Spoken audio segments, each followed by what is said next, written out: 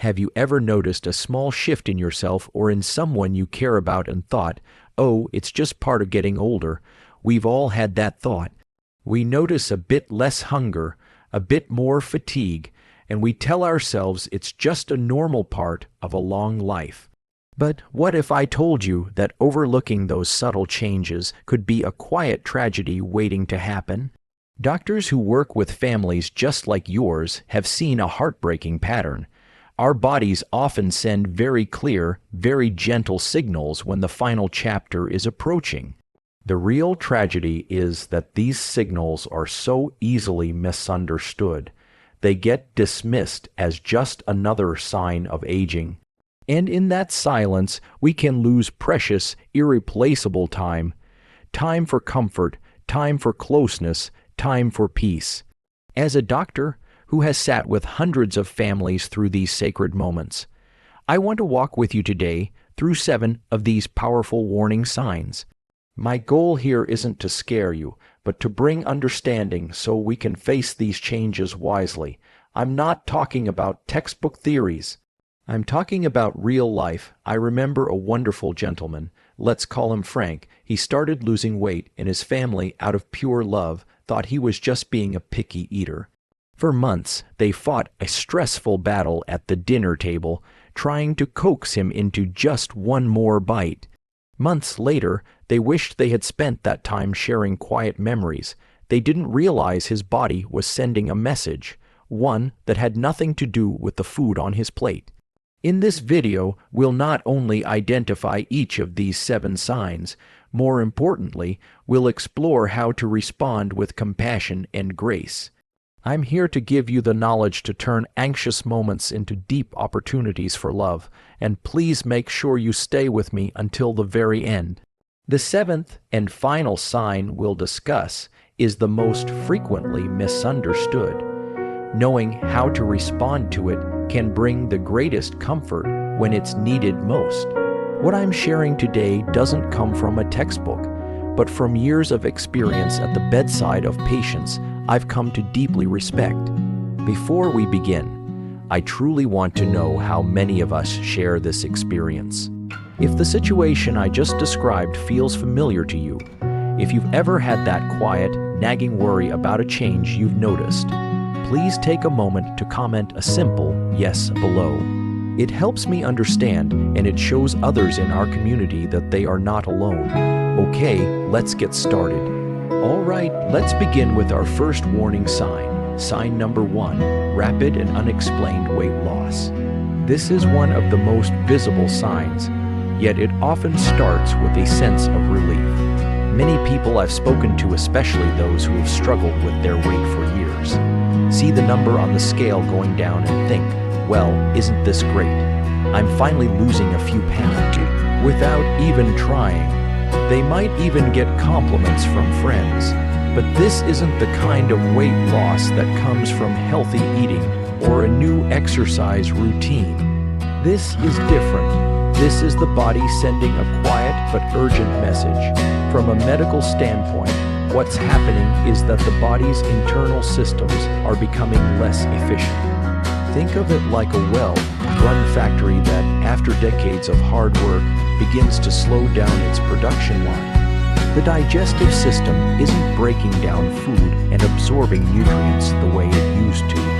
The body understands this and makes a profound, silent decision.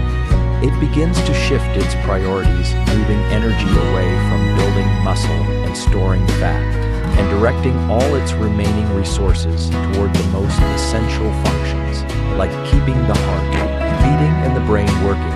This is why it becomes so dangerous, especially for older adults. As we age, our bodies are already more fragile. This unexplained weight loss isn't just about losing fat. It's often accompanied by a loss of muscle mass, which is critical for strength and stability. This condition, known as sarcopenia, accelerates. You might notice it in everyday life. A favorite pair of slacks suddenly feels loose around the waist.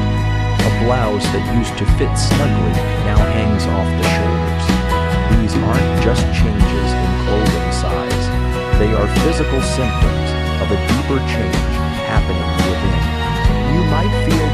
fatigue, weakness in your grip, or a general sense of frailty that wasn't there before.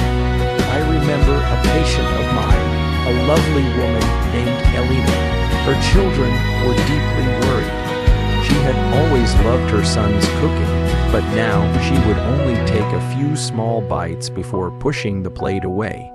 They tried everything cooking, all her old favorites, pleading with her, even getting a little frustrated. They felt so helpless watching her grow thinner. When we sat down and talked, they came to a beautiful realization. Their attempts to force her to eat were born from love, but they were causing her discomfort and distress. The battle over the dinner plate was overshadowing their precious time together, so they made a change. Instead of focusing on full meals, they focused on moments of pleasure.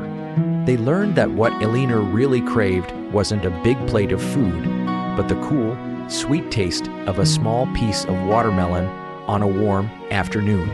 That simple act wasn't a meal. It was a moment of joy, and in the end, that was so much more nourishing for her spirit. This brings us to the most important action you can take. You must stop fighting the body's natural process. Instead, begin to honor it.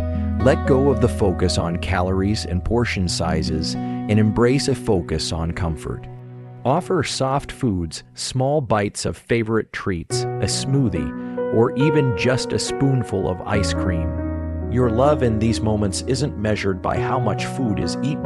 It's measured by your gentle presence, your patience, and your understanding.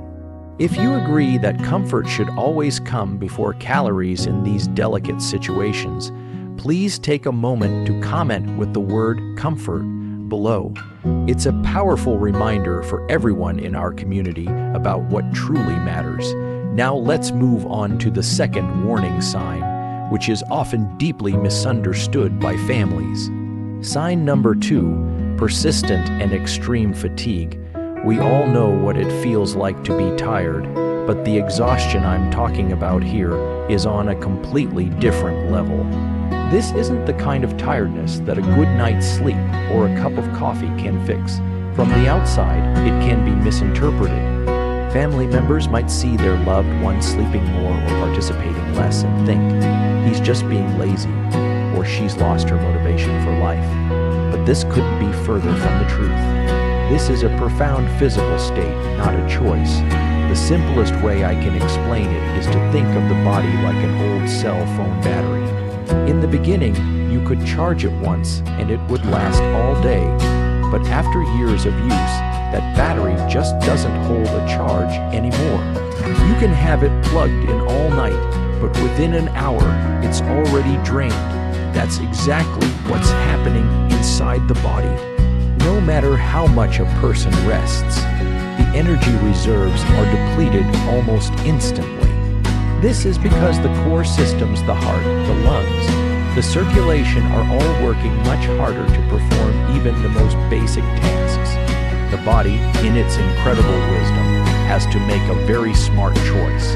It has to ration its severely limited energy. So it dedicates every last ounce of power to the most critical functions, keeping the heart and brain operating. What's left for moving, for talking, for socializing? Almost nothing. This is why a simple act like walking from the living room to the kitchen can leave a person breathless. It's why participating in a family conversation can feel as exhausting as running a marathon. It's not a lack of interest, it's a profound lack of energy. I had a patient, a gentleman named George, who was the life of every party. He told the best stories, but over time, he grew quiet. His grandchildren would visit, and he would just sit in his chair, smiling faintly, but not speaking. His family was hurt. They thought he didn't care about their lives anymore. The truth was he cared deeply, but the sheer effort of forming sentences and tracking the conversation was simply too much for his body to handle. One afternoon, his grandson, a young man of 16, seemed to understand. He didn't try to talk. He just pulled up a chair, sat beside his grandfather in silence, and gently took his hand. After a minute, George squeezed his grandson's hand back. A small, tired smile crossed his face. That was the conversation. That was the connection. And it was everything. This story reveals the most powerful solution you have. You must stop pushing for activity. Pushing someone in this state to get up and move doesn't build energy. It only causes frustration, guilt, and discomfort. The most precious gift you can offer is your peaceful presence. Sit with them in comfortable silence. Put on some of their favorite old music. Watch a classic television show together, or simply hold their hand. Start giving the gift of stillness. To affirm the power of this simple act, please share the word presence in the comments below. It's a beautiful reminder that just being there is often the most loving thing we can do. We now arrive at our third sign, and this one can often be the most frightening for a family to witness. Sign number 3, noticeable changes in breathing. Of all the signs we will discuss, this one often causes the most immediate panic. A family might be sitting at the bedside and suddenly notice that their loved one's breathing has become irregular. There might be long, unnerving pauses between breaths, followed by a sudden deep gasp, or they might hear a rattling, gurgling sound coming from the chest or throat. The natural human reaction is to think the person is suffering, that they are struggling, or that they are in pain.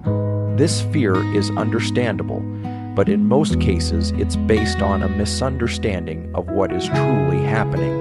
Let's look at this from a medical perspective. These changes are a natural part of the body's process of slowing down.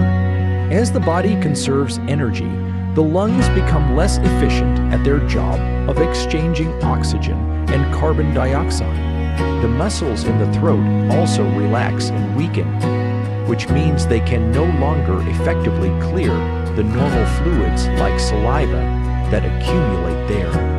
That's what causes the sound often referred to as a death rattle. It's a very unsettling sound for us to hear, but it's crucial to understand that it's generally not a source of pain or distress for the individual. Their level of consciousness is typically so low that they are unaware of it.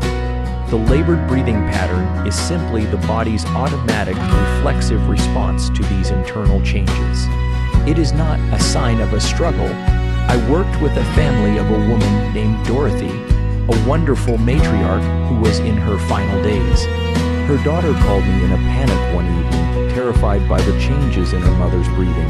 She said, "Doctor, she's struggling so hard, I can't bear to watch her suffer like this." I explained the process to her, just as I'm explaining it to you now. I encouraged her not to focus on fixing the breathing, but on creating an atmosphere of calm. That night, the family turned down the lights, put on Dorothy's favorite classical music softly in the background, and took turns sitting by her side, speaking to her in gentle, reassuring tones. They told her how much they loved her and that it was okay to rest. The daughter told me later that the moment they stopped panicking and started creating peace, the entire energy in the room shifted. They felt more connected to their mother than ever before, and that is your solution. Your role is not to intervene, but to provide comfort. When you feel that wave of panic rising, take a deep breath yourself. Remember that your calm presence is the most powerful medicine in the room. Keep the environment quiet and serene.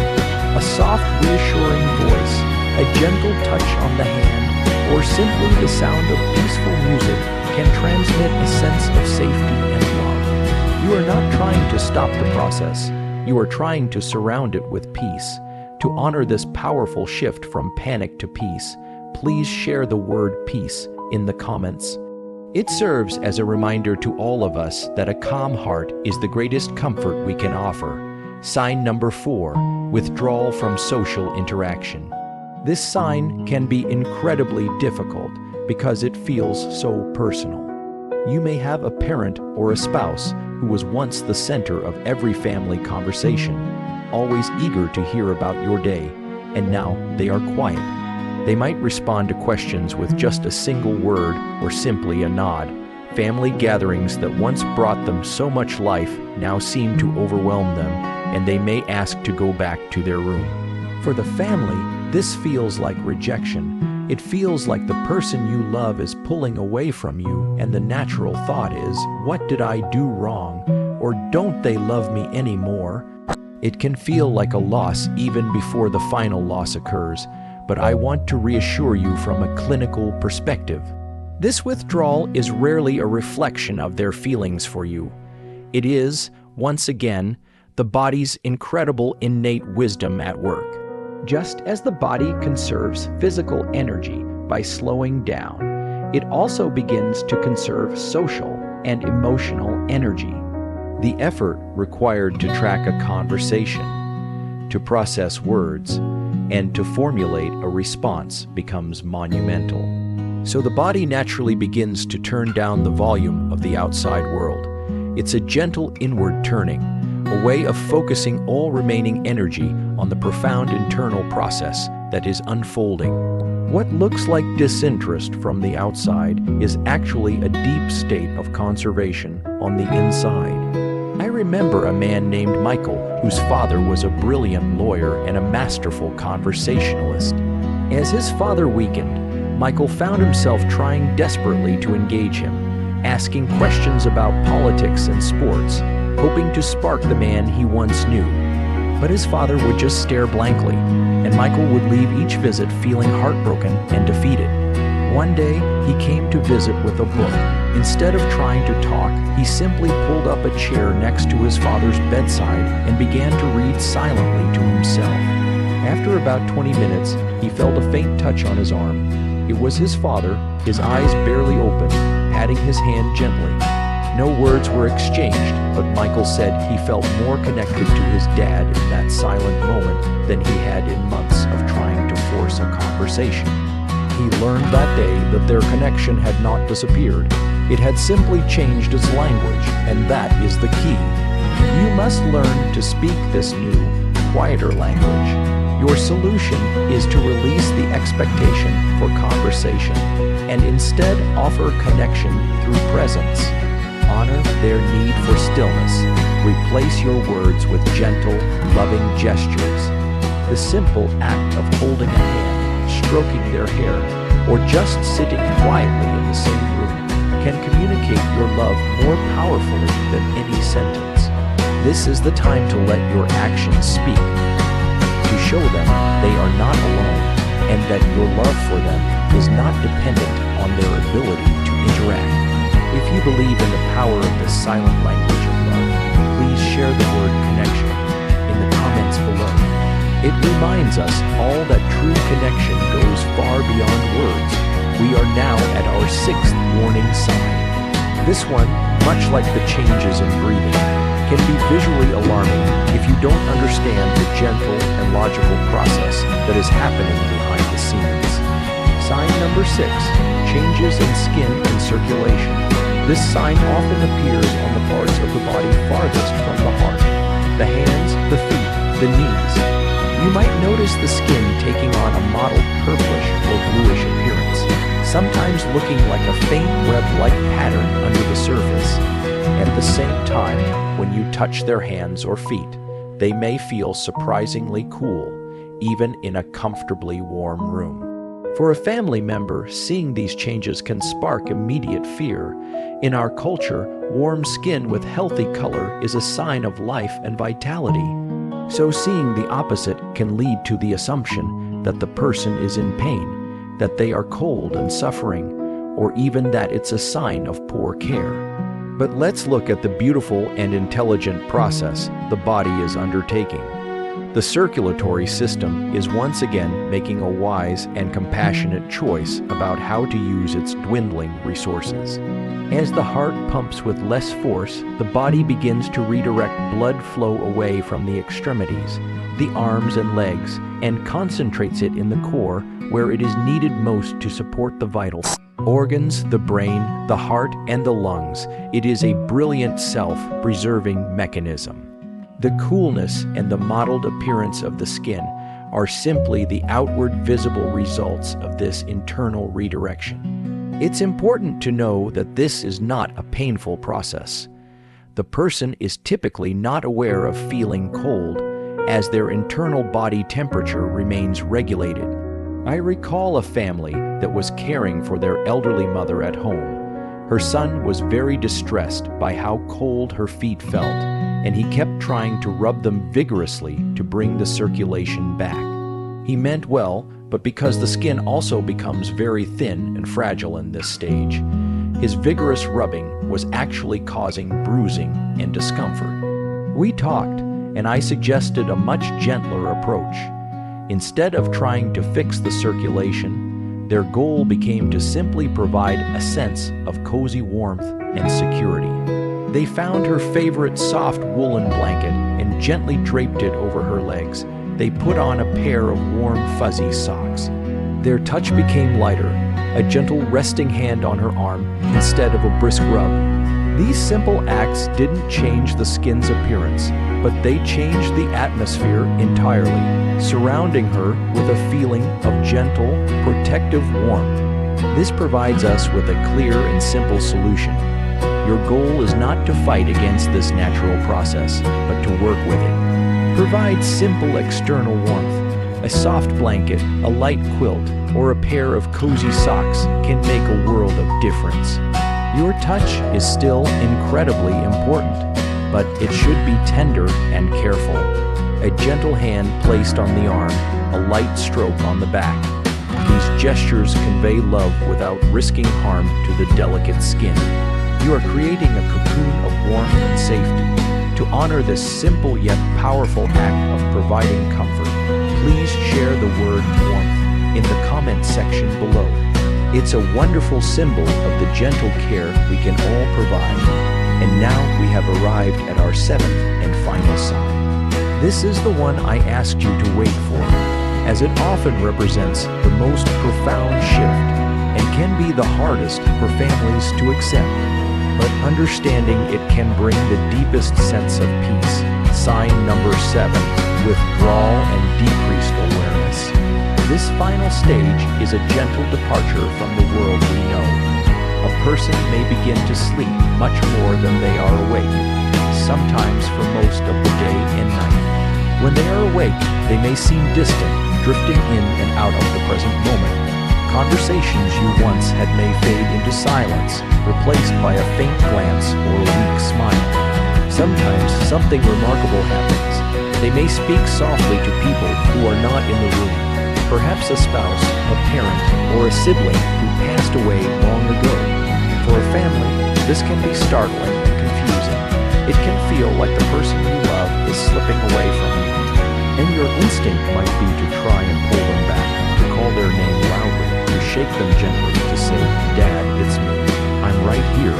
But what we are witnessing is not a rejection of the present, but rather a preparation for the next step of the journey. The body and the spirit are conserving the very last reserves of energy, letting go of the demands of the physical world to focus on this final sacred transition. Many hospice nurses and doctors, myself included, have come to see this as a natural and peaceful process. The conversations with those who have passed are not a sign of confusion, but perhaps a sign of comfort, of being met and guided by loved ones on the path ahead. Hearing is widely believed to be the last sense to fade, so even when a person is unresponsive, they can often still hear and feel your presence. I will never forget sitting with a family of a man who was very near the end. His daughter was heartbroken. "He doesn't even know I'm here anymore," she said, tears in her eyes. I encouraged her to stop trying to wake him, and instead to just talk to him. I suggested she tell him her favorite childhood memory of them together. She sat close, held his hand, and in a soft voice, she told the story of how he taught her to ride a bicycle in the park, how he'd run behind her, holding the seat, promising he would never let go. He never opened his eyes, he never spoke a word, but as she finished her story, a single tear rolled down his cheek. He had heard her, he knew she was there, and he knew he was loved. This story reveals your most profound and final role. Your task is no longer to keep them in this world, but to permit them to journey peacefully to the next. The solution is to provide a constant, gentle reassurance of your love. Continue to speak to them softly, tell them stories, play their favorite music, and most importantly, hold their hand. That physical connection is an anchor of love in their final moments. Let them know they are not alone, and perhaps the most selfless gift of all is to whisper, "It's okay to go. We will be all right. We love you." This final act of love is the ultimate expression of what this journey is all about. To affirm its importance, please share the word love in the comments below. It is the beginning, the end, and the entire purpose of it all. As our time together comes to a close, I want you to think back to the story we began with, the story of Frank and his loving family. For months, they were caught in a painful struggle, a battle at the dinner table born from fear and a lack of understanding. But after they learned to recognize what Frank's body was truly telling them, everything changed.